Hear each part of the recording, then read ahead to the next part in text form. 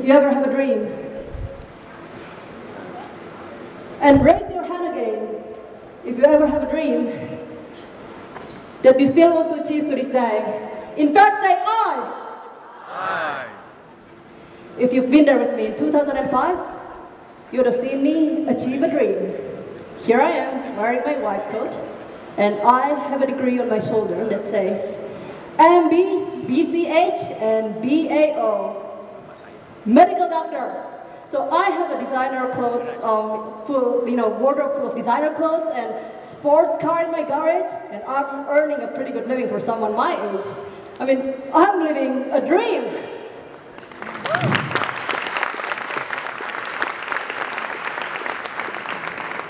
But it's someone else's dream. What about my dream?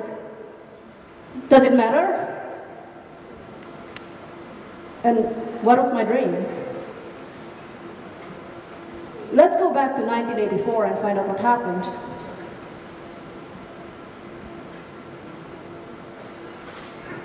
Mommy, I've just made my very first ever comic book. I want you to have a look and tell me what you think. Wow, darling, let me see. This is amazing. You created all this and you're only 6. I'm impressed.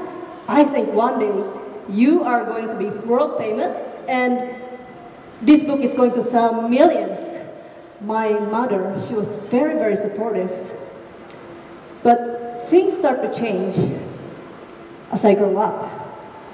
And one day my mother, who looks like the older version of myself, with her brown eyes, gave me this look that I've never seen in her face before, and she goes,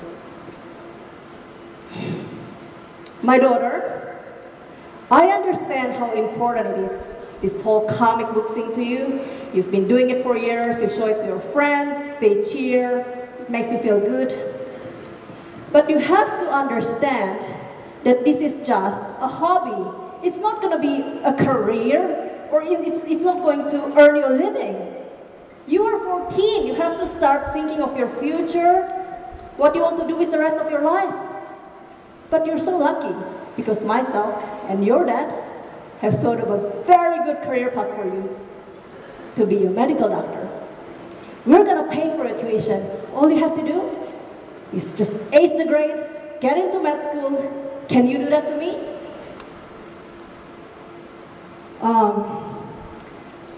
Mom, no offense, and don't get me wrong, I have nothing against medical doctors.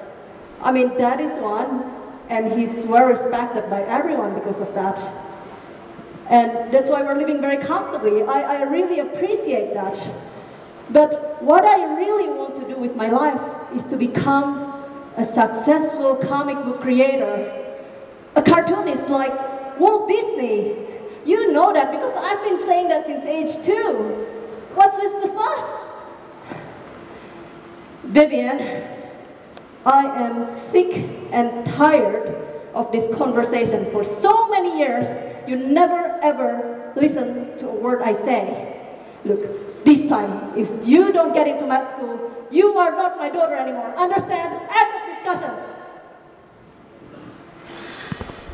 Have you ever had someone, perhaps somebody in your family or a friend or someone you know, that is just in the way of your dreams?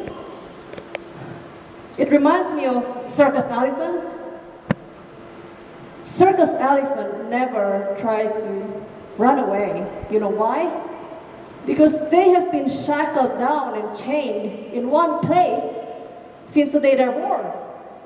So these elephants grow up thinking that no matter what circumstances is like, no matter how hard you try, you cannot escape from your life's circumstances. You just have to accept it and say, well, I guess this is my life. I just have to work. And when these elephants grow up, you don't even have to put a chain on its leg. It's not going to try to run away. So this baby elephant grew up, working and working and working as a doctor, wearing a white coat. And one day, I find myself right there. on the floor with blood gushing from my forehead because I have finally collapsed from overworking. And that night, my best friend Irina came and visited me. Irina is this Russian girl about that high, and she had this big frown between her eyebrows, and she goes, "Vivian, what happened to you?" Irina, I've been stressed for so many years. I work from morning until night, going through routines after routines without even knowing why. And there's a cancer patient right in front of me. I don't even give a damn. I just want to get the paperwork done so that I can get 2 hours of sleep. Is that called life? Is that called adding value to other people's lives? I hate my life.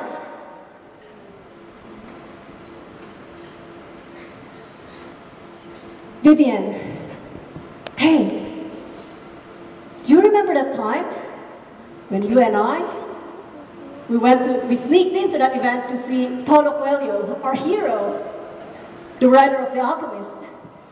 You had your copy of The Alchemist in your hand. You asked him for an autograph, remember? And he wrote a personal message for you. I think you should have a look and remember it.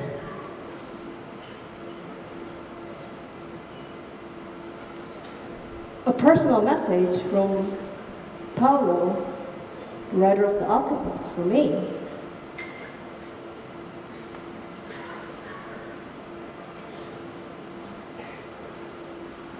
Dear Vivian, no matter what happened in life,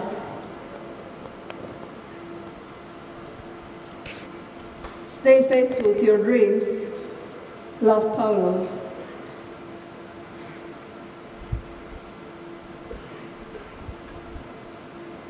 I didn't do that. I went to med school. I became a doctor. But I didn't try to realize my dream of becoming a successful comic book creator. You would have seen tears running down my face. And at that moment, I made a decision that I have to change. I have to start living my dreams. I have to be me. I have to be authentic. And then I can start making other people happy. Not out of obligation or because I respect somebody that I do this, but to be me. Have you ever had that experience where you feel that you have to be your authentic self to be truly happy? And the years after that wasn't easy at all for me because I have to learn to break out of the shackles. There had been many more clashes with family, and people mock me. They say stuff like, "You are trying to break into teenage market at age over 30? Are you kidding? You're Indonesian, you're not even Japanese." I'm sorry to say, but your Japanese language level is like that of a primary school student. And you are trying to write a bestseller in Japan? Very realistic. Even if you master your Japanese, they pick 1 in a million people. How special do you think you are? There are always moments of doubt, and these voices, they're loud.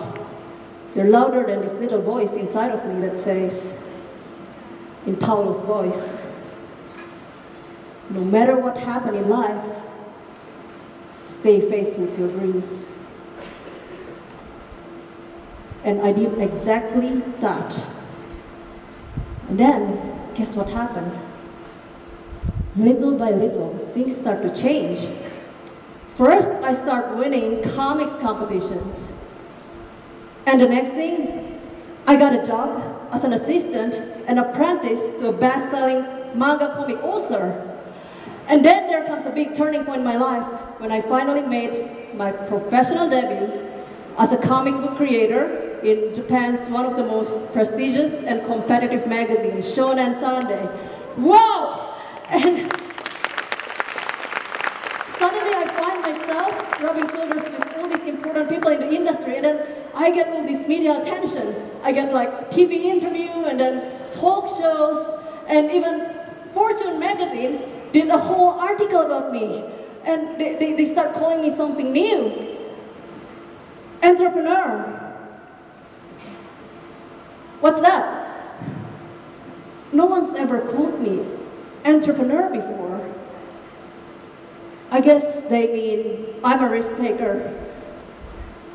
Well, I guess I am. And a year later, I find myself sitting in a room like this, just like you, in National Achievers Congress, Singapore, 2013. That is when Andy Harrington came on stage, and my life took another turn. When he says, "Why do you try so hard to fit in when you were born to stand out?"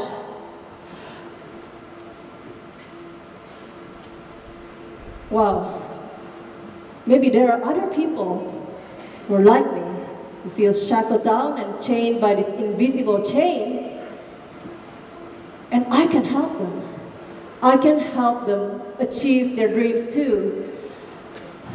Stop focusing on myself and start focusing on others that I can serve.